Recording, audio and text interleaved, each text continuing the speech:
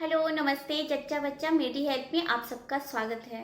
आज के इस वीडियो में हम जानने वाले हैं कि प्रेगनेंसी के दौरान अगर आपको सर्दी खांसी बुखार या फिर आपको मेनली वायरल होता है तो आपको कौन सी बातों का ध्यान रखना है, इसके क्या होम रेमेडीज़ हैं, आप इसको घरेलू तरीके से कैसे कंट्रोल कर सकते हैं, कैसे ठीक कर सकते हैं और आपको कब डॉक्टर को दिखाना चाहिए, हम लोग आज इस वीडियो में डिस्कस करेंगे। तो वीडियो बहुत ही इन्फॉर्मेटिव है, वीडियो को कंप्लीट देखिएगा और अगर आपको ये वीडियो इन्फॉर्मेटिव लगेगा तो वीडियो को लाइक करिएगा, शेयर करिएगा और चैनल को जरूर सब्सक्राइब करिएगा। तो चलिए वीडियो को शुरू करते हैं।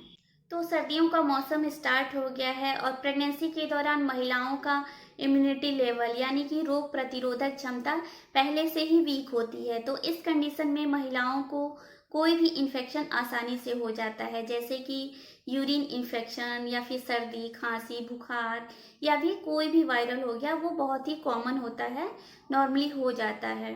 या फिर आपने कुछ ठंडा खाया, कुछ मौसम चेंज हुआ या फिर किसी तरह का इन्वायरमेंटल चेंजेज हो गया या फिर अगर आपकी फैमिली मेम्बर में किसी को वायरल हुआ है तो उनसे आपको ट्रांसमिट हो जाता है।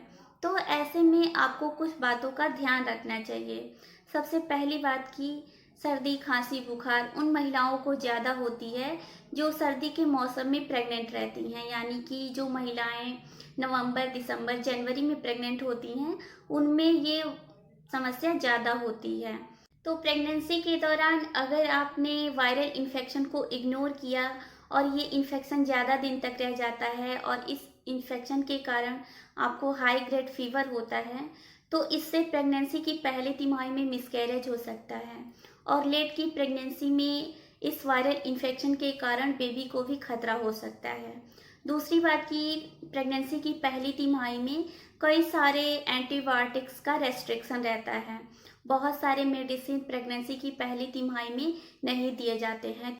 तो फ्रेंड्स अभी मैं कुछ होम रेमेडीज और कुछ टिप्स बताने वाली हूँ जिसको अगर आप अर्ली स्टेज में फॉलो करते हैं तो वायरल इन्फेक्शन को कंट्रोल कर सकते हैं या फिर इसके होने के चांसेस को रोक सकते हैं। तो वो होम रेमेडीज़ क्या हैं कि सबसे पहली रेमेडी है कि आपको प्रेगनेंसी के दौरान गर्म पानी पीना है।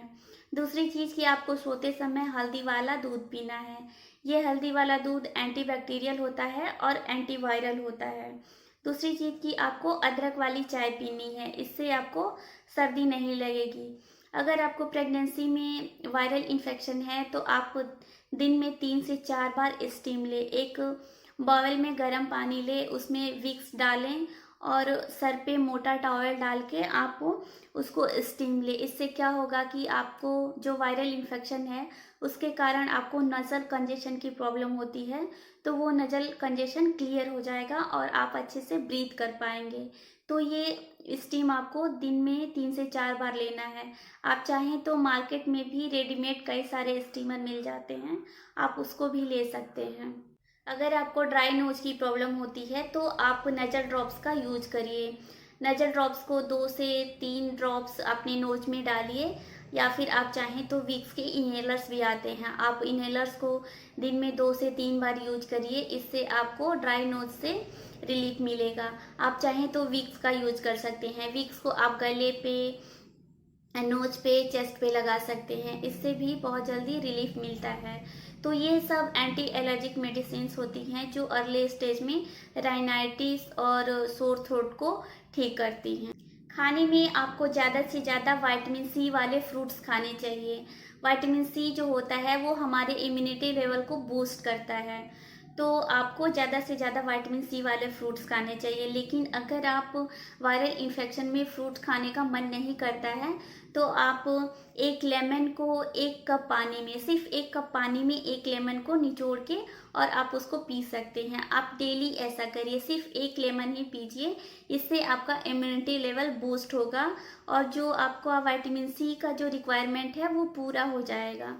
अब कई लोग का मानना होता है कि वायरल इन्फेक्शन में खट्टा नहीं खाना चाहिए, लेकिन ऐसा बिल्कुल भी नहीं है। आपको इस बात पे बिल्कुल भी ध्यान नहीं देना है कि आपको खट्टा नहीं खाना है। आपको ज़्यादा से ज़्यादा खट्टी चीज़ें खानी चाहिए, जैसे कि लेमन हो गया, ऑरेंज हो गया, कीवी हो गया। ये सब फ्रूट्स जो होते हैं उसमें विटामिन सी बहुत ज़्यादा होता है, तो इस बात का आपको ध्यान रखना है।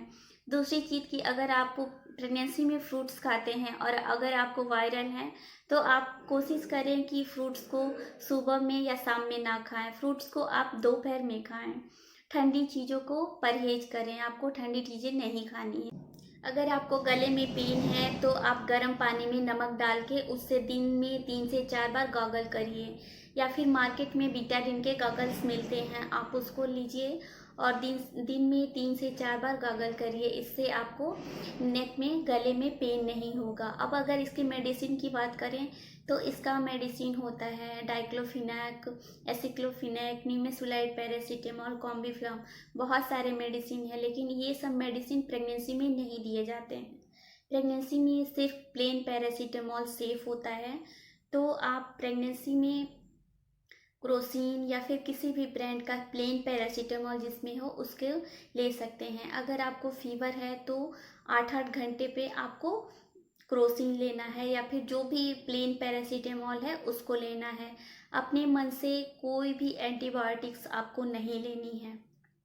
लेकिन फिर भी अगर आपको पैरासीटामोल से फीवर नहीं जा रहा है, ये फीवर 3 से 4 दिन या 5 दिन हो रहा है, तो उस कंडीशन में आपको तुरंत डॉक्टर को दिखाना चाहिए और डॉक्टर से प्रेस्क्राइब करके एंटीबायोटिक्स लेना चाहिए। इसके अलावा आपको एक और इम्पॉर्टेंट बात बतानी है जो कि आपको ध्यान रखना बहुत ज़रूरी है कि अगर आपकी फैमिली में किसी को भी वायरल है तो आप उनसे डिस्टेंस मेंटेन करके रखें या फिर आप मास्क वियर करें। और अभी तो कोविड का भी टाइम है, तो आप कोशिश करें कि ज़्यादा से ज़्यादा मास्क वियर करें। इससे आप किसी से कंटामिनेशन नहीं होगा आपको और आप वायरल से सेफ रहेंगे। तो फ्रेंड्स, आई होप कि ये वीडियो आपको इन्फॉर्मेटिव लगा होगा। तो इस वीडियो को ज़्यादा से ज़्यादा शेयर करिएगा, लाइक करिएगा और चैनल को ज़रूर सब्सक्राइब करिएगा। तो मिलती हूँ आपसे अगले वीडियो में, तब तक आप अपना ख्याल रखिए। Thank you.